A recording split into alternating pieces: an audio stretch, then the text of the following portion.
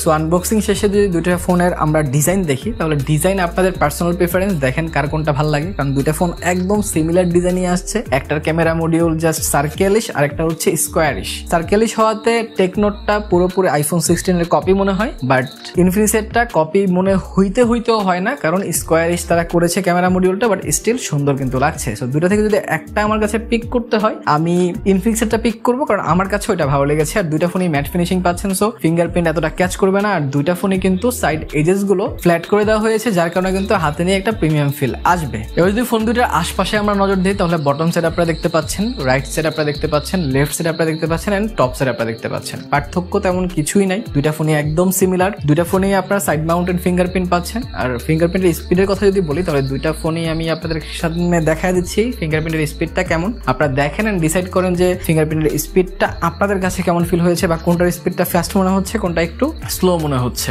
সেটা আমাকে কমেন্ট সেকশনে অবশ্যই জানাতে পারেন।